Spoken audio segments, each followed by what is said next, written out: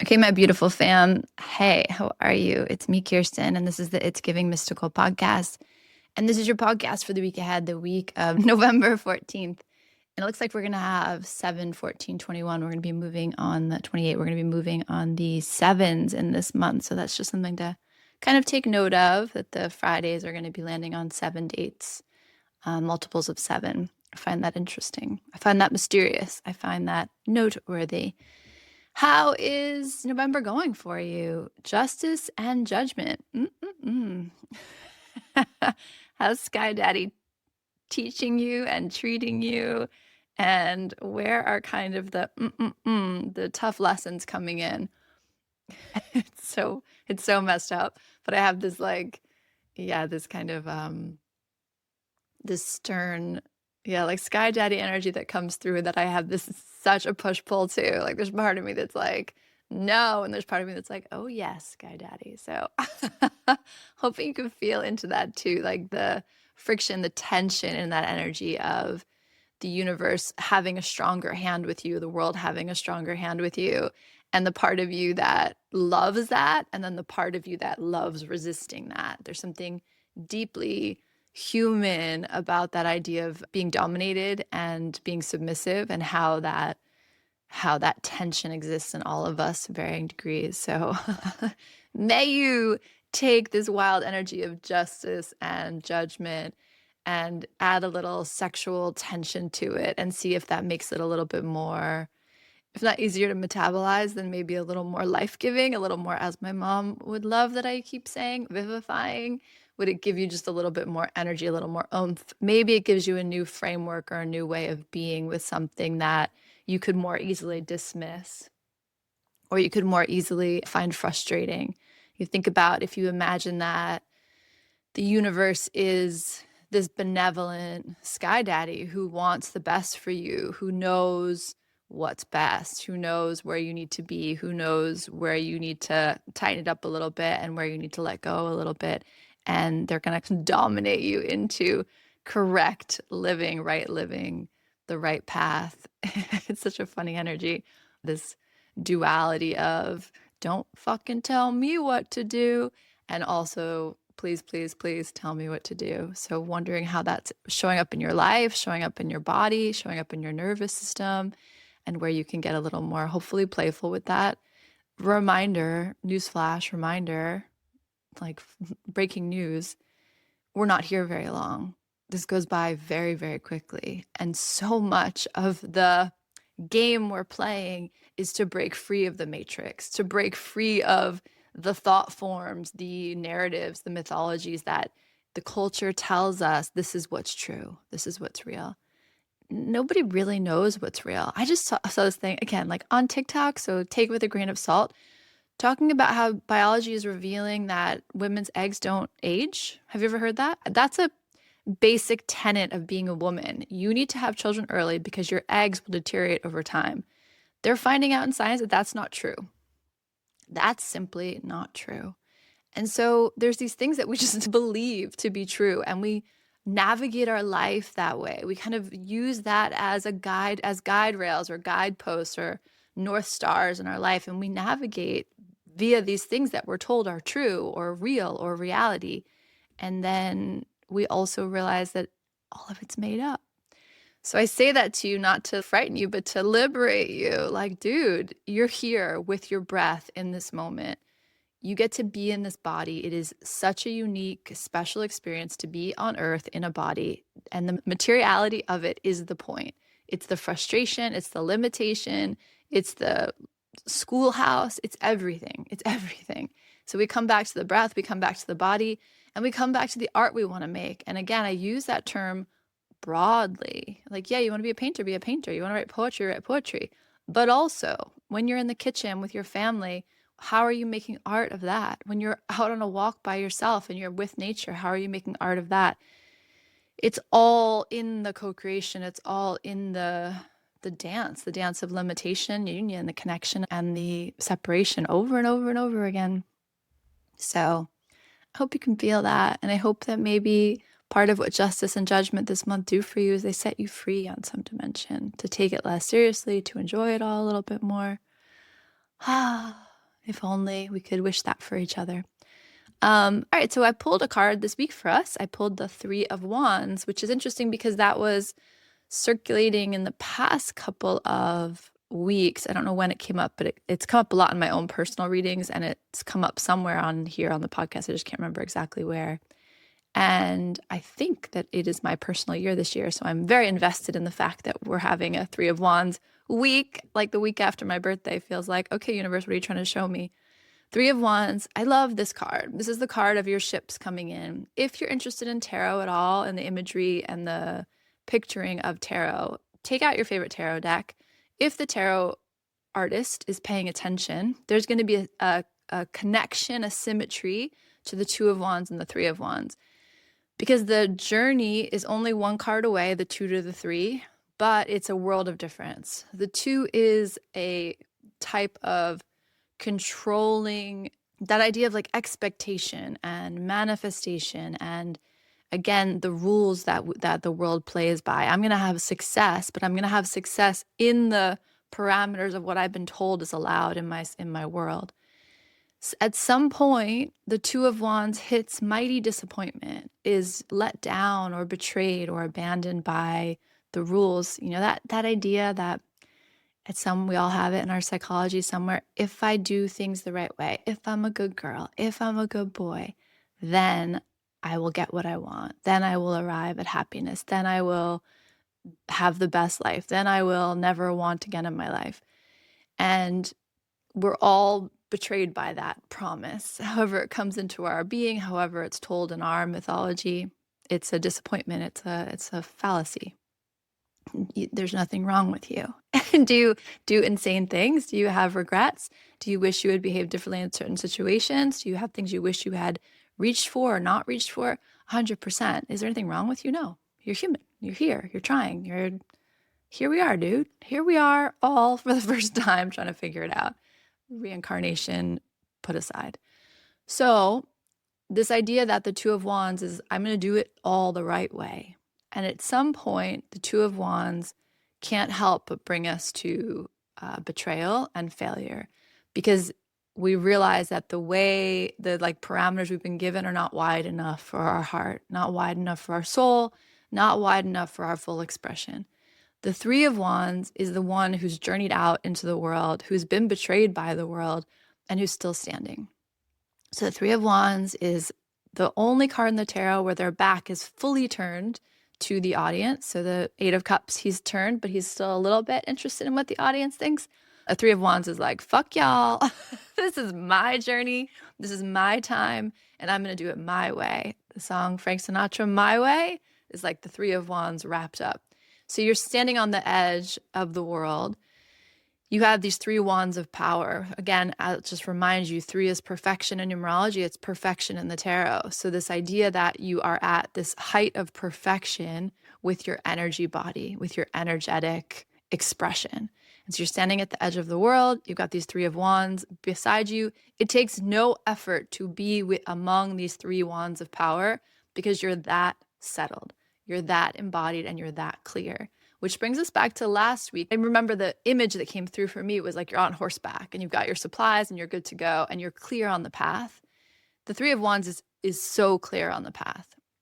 And so you look out and you realize that that's been the trick all along, that the ask from the universe has been that you guide yourself from the inside out. The ask from the universe was that you put down and you lay to rest the need for someone to tell you what to do. Hey, Sky Daddy, I hear you as I'm saying that. The idea of someone telling you the right way to be, and it becomes an inside out job. And then so you're sitting there and you're perusing the world. You feel deeply embodied. You feel deeply safe in your power, clear in your power. And because of that, things come to meet you. 2 to 3 to Wands is an epic journey in the tarot. And it's this idea that I'm going to do it the right way. I'm going to be a good girl. I'm going to stand at the edge with my wands. I have them braced because who knows what's going to happen if I let my fire get away from me. And I stand there like such a good girl. And then at some point, the waves come in. At some point, the castle falls. And I'm standing there like, wait a minute, I did it all the right way. I tried so hard. The Three of Wands is like, Get ye to the desert and get on your knees and pray and think and meditate and come back to me when you remember that you were the power all along. You were the one you were waiting for all along. And then from that place, the world changes. Like from that place, the idea of calling to you, magnetizing what you need is a completely different game. So the Three of Wands, as you can hear, is a card that I feel passionately about. I think it's a sense of faith in yourself and a sense of faith in your fire that would serve most people well. And it's a disengagement from outside agenda. And at the same time, it's a full engagement with the magic and power of the world, including other people. So it's just like this really interesting rotation or moment of reorientation that happens in the tarot. And it's here with us this week. So the Three of Wands, trust yourself, man. Trust yourself. Trust your power. Trust your passion. Trust like what's lighting you up. We just so get in our own way. We have these instincts, these ideas, these desires for movement, for like orientation, and we second guess them all the time. And the Three of Wands is to remember that you're not given that spark of inspiration for no reason. It comes back to this, like your heart is not filled with desire. Your body is not attuned to a moment, a person, a place without reason. Doesn't mean you're going to like get the thing. Doesn't mean it's going to show up exactly the way you picture it. Probably not. But the orientation, the movement towards, the gesture towards, so to speak, is the thing. It's the direction. It's the directionality that's going to bring you to exactly where you need to be. And again, with justice and judgment this month, you might be kind of like rested onto the path. You might be pushed onto a path that you didn't anticipate or you didn't see coming. And yet there's something about the forcing on that is working again with your energy, with the Three of Wands, that's like deeply invigorating is the best word I can use to describe the energy. Like I remember who I am. I remember my power, and I'm so glad to find myself here. In a Three of Wands week, we want to trust ourselves. We want to trust what we're being called towards. We want to trust where we're kind of seeking to be oriented, the things we're being oriented towards. We want to really be aware of where other people's opinion is coloring what we should or shouldn't be doing. So we want to just notice where there's stories or perspectives or advice that doesn't account for the fire in our heart, the truth in our heart. And just noticing that, like noticing who's orienting you. And again, is it Sky Daddy? Is it the universe? Is it the path that's being like open before you? Or is it some idea of what you're supposed to do, who you're supposed to be? These notions of good girl, good boy are here. And there's definitely going to be some tension this week between what you're called towards and stories about what it means to be a good boy or a good girl or a good person. Just notice that. And there, you know the difference. Like if you're listening to this podcast, you know the difference. You know the difference between causing harm, between moving in a way that is destructive, and trusting your heart and knowing that if your heart's moving you towards something, you can take one small step at a time. You can decide, you can be clear, you can have the right conversations, you can move with truth and integrity and still honor what your heart is calling you towards. So just notice where these messages of, I don't know, I keep hearing it. Like the way I heard get right with God, I'm hearing good boy, good girl. I'm hearing that kind of energy. And I just want you to be aware of what a trap that is. It's such a trap. And like, just dial it back. Oh, big squirrel just jumped in front of the window. Dial it back. So like, if this is not allowed for me, this area, or I'm supposed to go this way, or whatever the tension is, dial it back. What is that story? Where does that come from? Is that your voice? Is that your heart? Is that your intuition? Is it your instinct? Is it your genius? Or is it some other voice echoing in your space? I think we have a new moon in Scorpio coming up. Hey, Scorpio energy. We are just rich with Scorpio energy right now. And I love that. I love it. Use the Three of Wands week as a week to touch base with yourself, to check back in. We did a beautiful meditation in Full Moon Circle. We reviewed the year. We checked in with our January 2025 self and just kind of like tracked ourselves through the year just to see where we are. We have about 6 weeks left in the year. Powerful, powerful year of endings. 9 is always going to be endings. It's going to be the wiping away, the clearing of the slate. It's the Hermit card. Who are you when you stand alone in the dark? Who is that person? And the 3 of Wands is a reminder to check back in with that person. At the end of the day, you are with you. You are accountable to you. You want to sleep well at night. You want to have peace in your heart, that you have pushed towards your potential, whether that's physical, mental, emotional, spiritual, energetic. Like, there's so much possibility for you. And again, we live in a universe right now of edges. And so it's like we're constantly meeting edges and then miraculously expanding beyond them. And so you're just kind of noticing that tension this week and checking back in with yourself. Are other people pleased with you? Maybe, maybe not. Are you pleased with yourself? Are you at peace with yourself?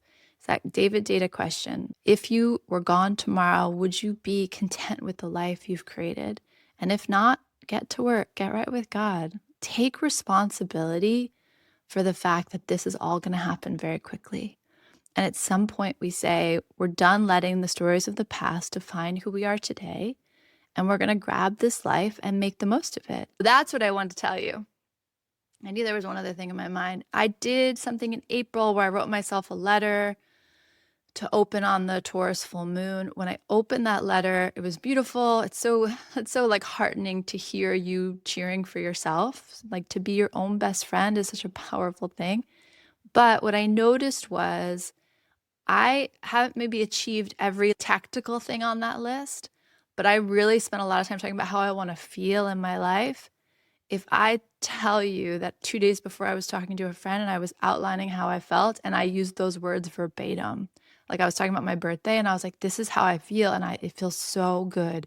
And when I opened that letter, I literally verbatim had said, I want to feel like this in my life. So when you are thinking about your life, when you're checking in with kind of the you that's alone in the dark, I want you to think about not necessarily the relationship or the job or the car or the money or the trip that you want. I want you to think about how you want to feel in your life. And I want you to really put your energetics into that. And I want you to watch how the universe colludes with you to help you create a life where you can feel just like that. So powerful to manifest from a place of, how do I want to feel every day?